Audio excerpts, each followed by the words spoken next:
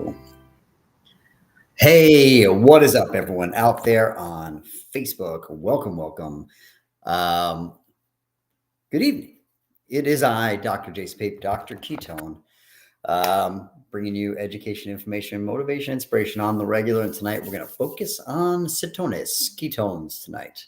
So I will pop this little thing up on here so you know who you're dealing with. Pop, bam. Dr. Jason Pape, chiropractor extraordinaire. Chiropractor, functional medicine doctor, paleo keto expert. And tonight we're going to bring some expertise to bear and give you guys all a little bit of more information about keto in general and answer any questions y'all may have. So hopefully you're on there and ready to give me some stuff. My title card is not loading, so we're not going to use that tonight. Bam. So anyway, for those of you who love to follow us on the old socials, you can find us here on our link tree. Bam! With all of our stuff, all of our things, our Twitter, or X, whatever you want to call it, our YouTube, our Facebook, our Instagram, our TikTok, all the things. And then I will also throw that up there on the old, what's it called? Bang on the bottom. I like them apples. So, folks, tonight we're going to talk ketones. And we're going to talk keto and the keto lifestyle, and we're going to answer any questions you may have along the way. But the goal is to give you some high points about why keto. That's really kind of the title tonight. Why keto with Dr. Ketone. Let's kind of go into the benefits of ketones and ketosis and basically why we like that lifestyle. And listen, it's not for everyone, and there are ways we can get some of the benefits without ketones without having to do the keto lifestyle. So again, for those of you who don't know me, Dr. Jason Pape, chiropractor extraordinaire, and we are also known as Dr. Ketone. So please, as always, share this out. Put it on your page, private message in a group, in a post, whatever it may be. Get it out there. Let anyone else who might benefit from this get their eyeballs on this picture, on this page, so they can learn all about what we're going to talk about tonight. If you are a first-time watcher, please put a number 1 in the comments below. Let me know where you're watching from. Say hello. If you are coming back for more and have seen me before, put a number 2 in the comments below. And as always, feel free to drop some comments as we go along. And if you share it, please write shared. And if you are watching on replay, feel free to write replay. And we'll make sure to get back with you guys no matter what after this thing, should you not leave a message live. All right. So let's go back to, I got to change some of these things here. So what I'm going to do, let's change some stuff around. So one of the things I use in a lot, and I use to drink, are ketones. This is my Captain America ketone shaker full of great ketones. So I'm already in ketosis. I live in that state, but have a little extra, or you want a little boost to get you in ketosis in less than 60 minutes, click on that little thing there. And you can be just like me. And I will change my link tree up top to the ketones link tree. Link. All right, cool. So done with I love playing with all the little things I can throw on the board there. It's all fun stuff. I never remember where anything is on this stupid thing.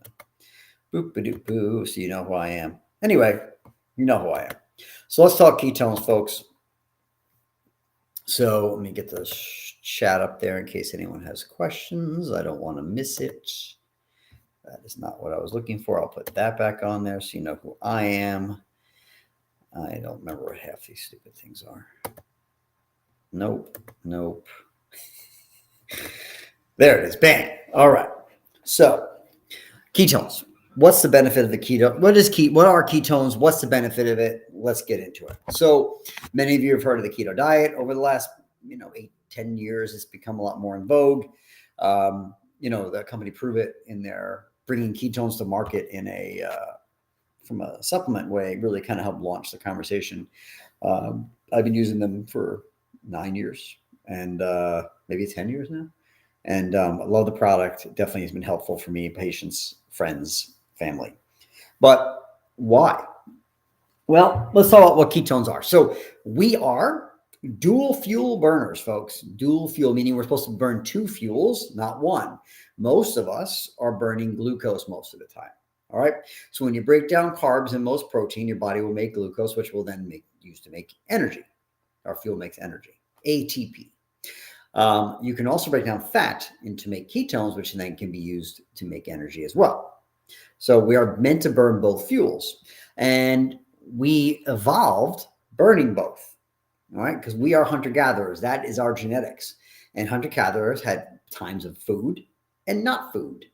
And when you had food, most of the time you were burning glucose for fuel. All right. So you would basically, whatever you ate, you would use some for fuel of what you're doing activity-wise. You would store some in short-term storage, if you will, a little bit in your liver, a little bit in your muscle, and a little bit floating around in the blood.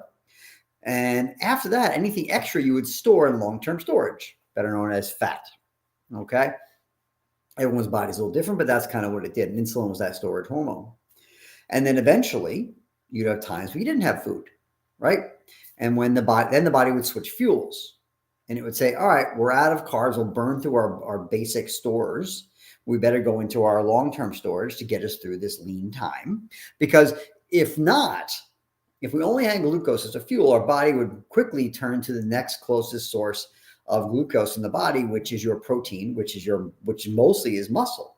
And you would, if you burned all that for fuel, what will be left? Well, when the food was around, you won't be able to go chase it. You won't be able to fight off any kind of danger. And eventually, actually, if you lose too much muscle mass, you die. If you lose more than 50% of your muscle mass, called sarcopenia, you actually would pass.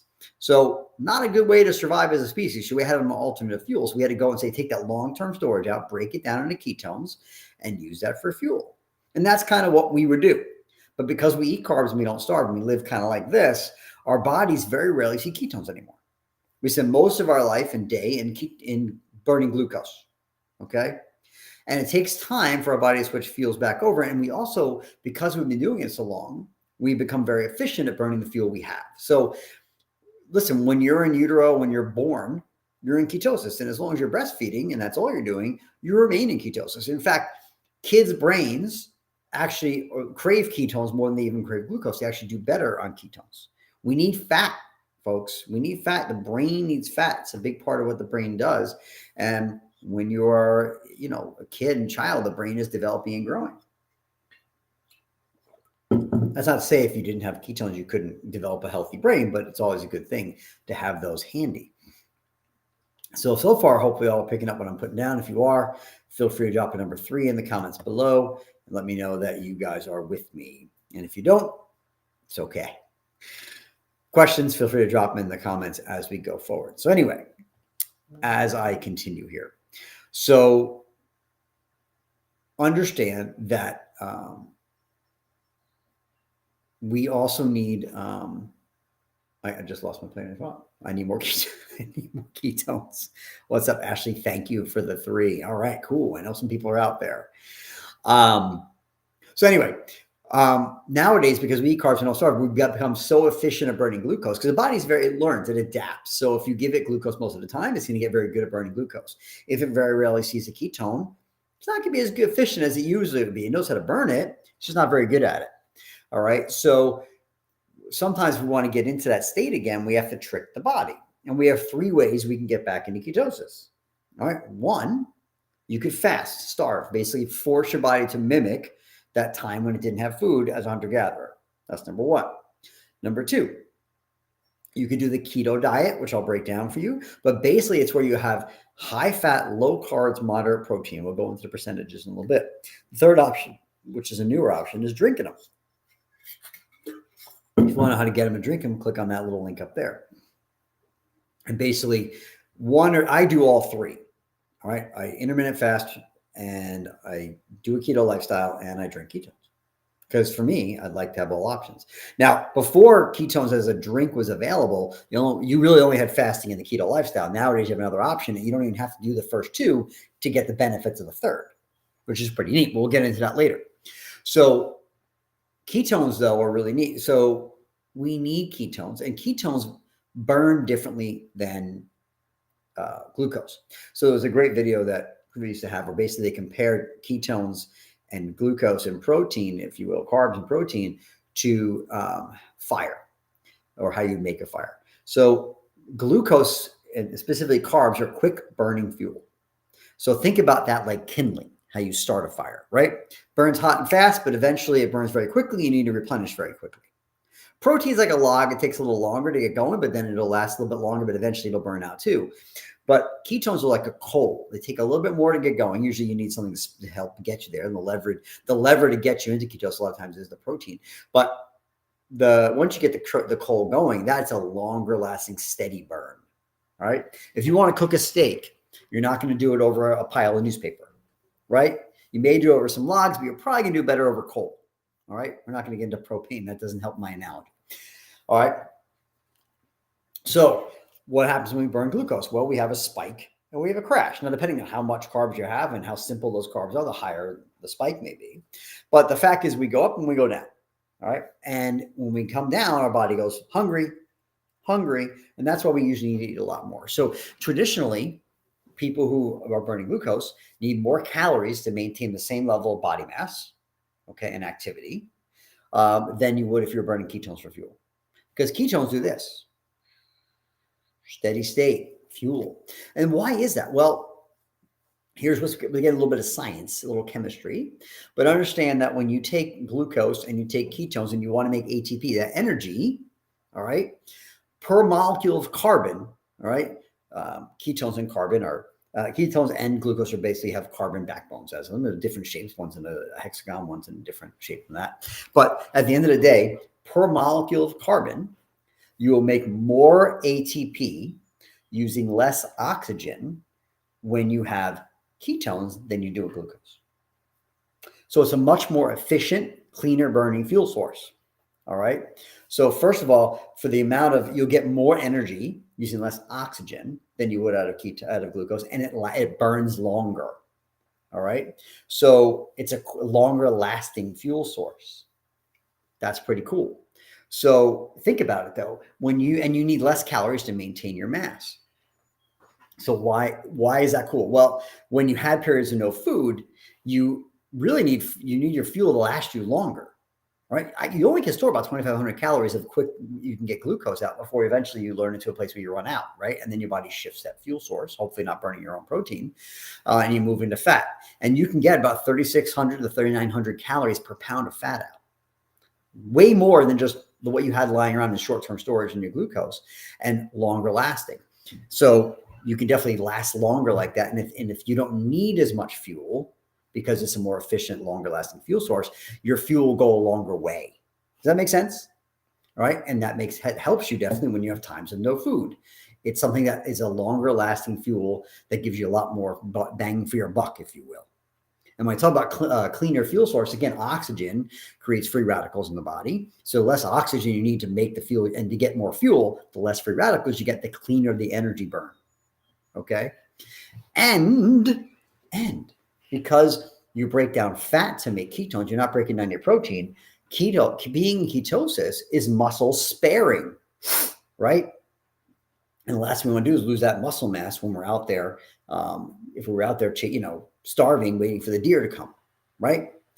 And it actually has been shown in studies to actually be anabolic. So being in ketosis not only just protects your muscle mass, but actually makes you can build muscle. It's kind of neat. And again, keeps the muscle, all the muscle, and burns the fat and gives your brain fuel. In fact, remember before I mentioned that kids do better in ketosis, right? Their brains look for ketones more. But also understand that in a pathophysiological state, the brain prefers ketones, meaning when there's been an injury to the brain, traumatic brain injury, stroke, whatever it may be, the brain actually prefers ketones over glucose, and it actually does better, can heal faster. That's why there were some studies that actually showed that if someone was in ketosis before or right after a concussion, you could actually mitigate or minimize post-concussion syndrome. Again, these are some studies that are out there. You can go take a look. I'm not making any claims, but this is some stuff we've seen. This is why we like being in ketosis. It's kind of neat. Y'all picking on what I'm putting down? If you are, drop a 4 in the comments below. And as always, feel free to drop some questions in the comments too, if you have any. And if you have not, please share this out. Put it on your page, try to message in the group, and post whatever. Get some eyeballs on the video, whether you're watching live or on replay. Should you be watching on replay, write replay. And if you are sharing, please write shared, and I will say thank you. And as always, whether you're watching live or replay, feel free to comment, and we will get back to you after if you have questions. And if you want to know how to get this stuff, you can click on that little QR code at top. Not my shaker. You can what's in my shaker. Ketones. You'd have to pry these out of my cold dead hands. I drink them once, twice a day, every day. Every day. Whatever form I want. Sometimes even my keto kicks. Anyway, I digress. So hopefully you got the basic understanding of why we have ketones, why they're there, and what the benefits and pros and cons versus glucose. So if you type in ketones and then whatever you want to check out, there's a lot of research out there. So what I'm going to sum up what the research has shown to be helpful for with ketones. So we see things in the research showing that it's anxiolytic, meaning it can lower anxiety. It's great for seizures. In fact, the keto diet was kind of created about over 100 years ago, almost 110 years ago at this point, specifically to help combat seizure disorders, epilepsy. And they found that whatever reason, when you took the sugar out and gave the brain ketones, you could mitigate seizure disorders and activity. So again, I'm not making a claim. Go look at the research. Look at something called the Charlie Foundation. That's an organization that actually helps people with seizure disorders using keto lifestyle and changes to actually help with seizures. It can be helped, like I mentioned, with post-concussion syndrome. We like it for TBI. It's great. Ketones have been shown to improve BDNF in the brain-derived neurotrophic factor, which helps make new pathways. It pushes neuroplasticity, the ability to make new pathways and for the brain to adapt to challenges and to learn. Something we do in neurofeedback as well. Ketones have also helped with brain fog. They can help with focus. They help with sleep. People get better sleep. It helps to starve out and kill off the bad guys in the gut sometimes too. It can help with better if you have bitter skin. I've had people doing keto lifestyle have their Hashimoto's and other thyroid issues reverse. Okay. I'm not saying we treat these things, or that this is a cure for those things, but these are things that we have seen both in the office and in the research. One interesting thing that research has also shown is that originally some of the older research was showing that when people were in ketosis, their thyroid levels would go down. And people think, well, that's not a good thing. Well, what it turns out to be is that when your body is burning glucose, the cells are less sensitive to thyroid hormone. So you need more of it to get the response. So in ketosis, you're more sensitive to thyroid hormone. So you need less. So your body's more efficient even with its thyroid hormone when you're in that state. Pretty cool. Speaking of sensitivity in cells, insulin resistance, we find that what's insulin resistance, right? Type 2 diabetes. That is when the body has seen insulin for too long and stops listening to it. And then your body doesn't get the blood sugar out of the blood into the cells, and the cells are starving, right? That's type 2 diabetes. Type 1 means you have no insulin to get them in. Type 2 means your body's not listening to insulin you do have. So insulin resistance in the body, insulin resistance in the brain, type 3 diabetes. Type 2 is in the body. So Alzheimer's, another name for that. So there is actually some research. Look up Dr. Mary Newport, and you will see that she actually helped reverse her husband's Alzheimer's using a combination of the keto diet and coconut oil and MCT oil. And eventually, I think she shifted over to using exogenous ketones to help with his fight against Alzheimer's back in the day. So it's great it helped with dementias and things like that. Because again, if your cells are resistant to insulin, that means they're not getting glucose in. Well, if you give it an alternative fuel source like ketones, that doesn't need a friend to get in. Now you give the cells the energy they need. And there we go. Because a lot of the areas in the brain that Alzheimer's gets damaged are the same ones that are most sensitive to insulin resistance and need glucose.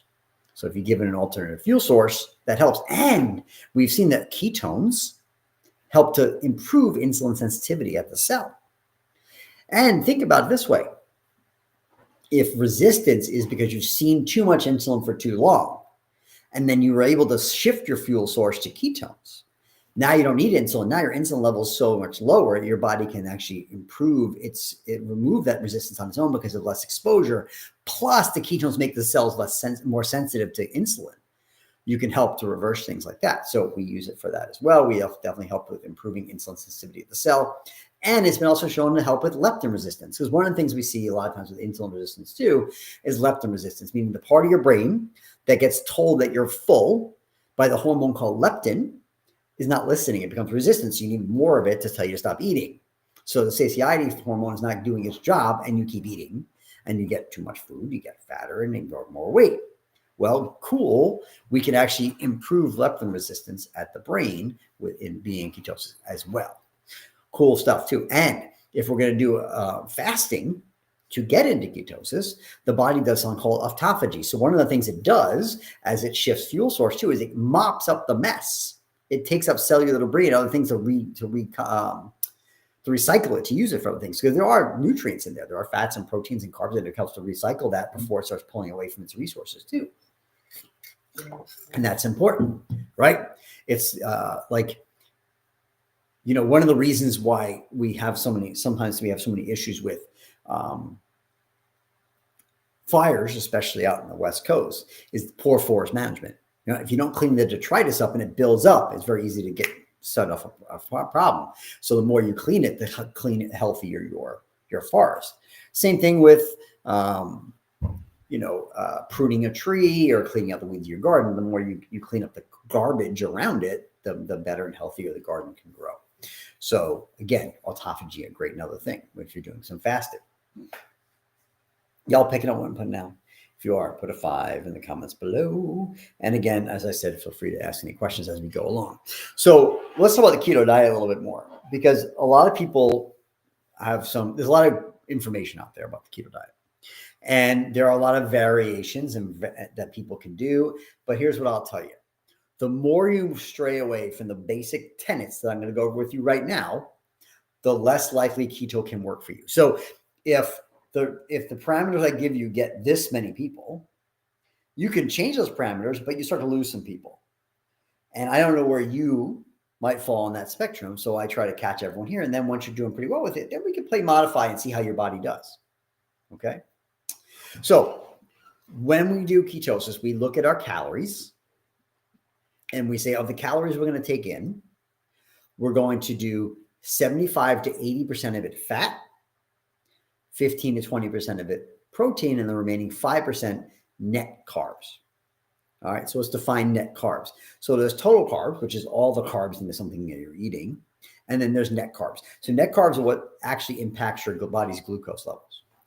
So what is that? So when you take the total carbs and you subtract the fiber, the number you're left with is the amount of carbs that can hit your body. Now, let's say something is 10 total carbs and it has 4 grams of fiber. All right. You just take the 4 from the 10, you're left with 6. That's how many grams of carbs, net carbs, that thing you're eating has. Now you may go, well, wait, it only says it has 2 grams of sugar. Right. It only has 2 grams of sugar, which is very simple carb that goes very quickly to glucose, right? Sucralose is just 2 glucoses together, or sucrose rather, not sucralose. That's a fake sweetener we don't like. But the body has other carbohydrates it can break down. It can be more complex and it still breaks it down into glucose. All right. So it doesn't matter the sugars, right? Obviously, the less sugars, the better, because it's less simple carb. But at the end of the day, it's fiber out of the total is your net. Now, the only other thing that you'll subtract from that, besides fiber, is a sugar alcohol, right? Erythritol, xylitol specifically. The other ones we don't really like, sorbitol, mannitol, maltitol, because they can impact your blood sugar. But in general, we try to subtract. You can also subtract the sugar alcohols, and they're usually listed as well. So if it's 10 grams of carbs and 4 of its fiber, and then you have 2 grams of like erythritol, then only 4 grams of that is a net carb. The only other caveat to this is allulose. So allulose is something that is classified as a carb by the government, but it's not a sugar alcohol, and it has no impact on your sugar panel. So some places will list it that use allulose, but otherwise it may not. So understand that allulose we consider something that you take out of your carbs to get a better net carb too. All right, it's another natural sugar alternative that has no impact on your blood sugar that we find in things like figs and other things like that, and just derivative of that. So I like that. It actually tastes like sugar. Like that's actually probably the best natural sugar sweetener alternative that I will recommend from a taste standpoint. All right. But other things that are good too, monk fruit, things like that, or lohan guava is also called, are good too. But too much of that over time can also impact your blood sugar. And there are some things out there like honey, maple syrup that don't hit you as easily as regular sugar, but and even coconut sugar, but I would still consider those carbs that will impact your net carbs. Okay. So don't use those and say you can subtract them. All right. Now, some people like, well, I do 60% fat for my keto and I do just fine. Well, you might, but if there's too much protein and carbs versus your fat, you may not get that. Now, hopefully you guys understand this. So 75 to 80% fat, 15 to 20% protein, 5% net carbs. If you would like me to help you with that, let me know. Now, a lot of times, if you use these calculators online, even if they use the right percentages, they cut your calories down way too fast. Now, if you're a glucose burner and doing that for a while, let's say you weigh 200 pounds. So basically that would mean that about 2,000 calories is needed to maintain your body weight when you're sedentary. All right. Now with keto, you want to calorie restrict a little bit. All right. Normally I'm not someone to push calorie restriction, but in this case you would. So, I wouldn't start someone. A lot of times I'll put someone like that, like 1,400 calories, 1,200 calories. That's way too low, way too fast. All right. Your body's not ready to make that shift to from glucose to ketones yet. You'll actually lose a few pounds and then stall out. And then you'll give up on keto. So I will modulate someone's and a lot of these calculators will start you lower too fast. So I will modulate you early on, and as your body gets used to it, we can lower that as you go down. That's for another video, but just understand that too, okay? So if you want me to help you manage your, figure out what your numbers are, message me, and I'm more than happy to give you a pretty good ballpark of macros. Macros mean macronutrients, meaning protein, fat, and carbs, okay? I'll do your macros for you if you'd like, and then you can work from there. All right. Now, let's talk about the differences in keto, because there's three different things we'll talk about. There's clean keto, and there's dirty keto, and then there's just, the free-for-all that is out there. So all I gave you is percentages, all right? Those percentages will get you into ketosis, right? High fat, low carb, moderate protein. It doesn't talk about the sources of those foods. All right. I preach a clean keto, meaning that yes, you're going to eat those things, but you're going to do from clean sources. Because technically you can go to McDonald's right now, tell them you want a Big Mac with no bun, and you're keto, right? Very fatty, cheese, all that crap on it. And you're going to be high fat, low protein, moderate protein, no carbs, low to no carbs. That's not what we're looking for though. That's not healthy, right? So we try to go with clean sources. So I like to do a clean keto, which would be no dairy. All right. So gluten-free, dairy-free, soy-free, and organic sources. So basically I'm a high-fat paleo, which is the same thing. All right. So why do we want clean sources? Well, obviously we want to be taking toxins in, right? So we want our vegetables and any fruit we may eat to come from clean sources. But when it comes to the meat, right, the fats we're eating, we want to make sure we're getting clean sources. Well, here's why. Because you need high fat for this lifestyle. So animals store their toxins in their fat.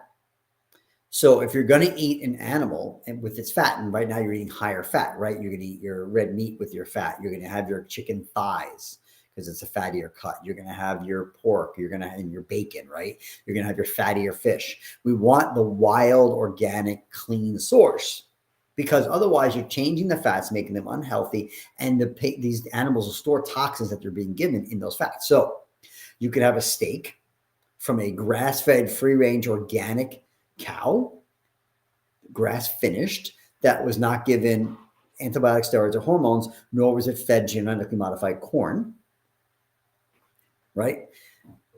Which means you're getting cleaner fat.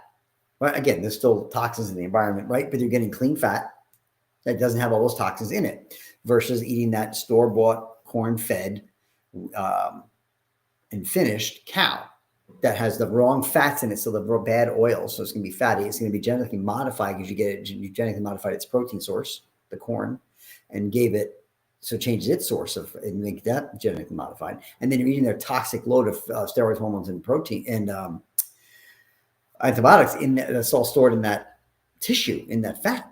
We don't want that. Same thing with the chickens. You want a pasture-raised, non-vegetarian fed chicken and eggs from that chicken. And if you're going to have dairy, you want it from that grass-fed, free-range, organic cow. You want your wild-caught fish, not your farm-raised fish, right? So salmon, for example, when they're farm-raised, are fed corn.